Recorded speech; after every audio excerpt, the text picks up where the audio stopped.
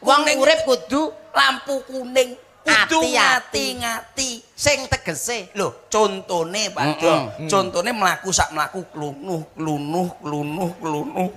Iki ning ngarepke nek jeglongan apa ora? Iki engko nek jeglongan aku mlaku rono keceleo apa ora? Kelingan lampu kuning. Oh ya, hati-hati. Menggok Pak Do, aja liwat lampu sing kono. Iya bener. Contone nek dalang kondang cetuk sinden ayu.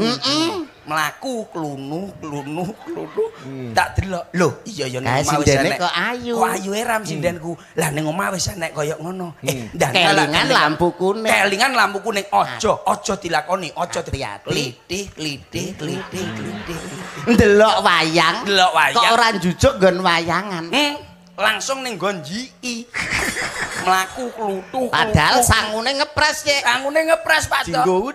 Dinggo udu. Kelingan lampu kuning. Iya. Iki engko lak dinggo udu, iya lak menang. Lah lak sampe gak menang mulih numpak apa? Langsung balik klithih.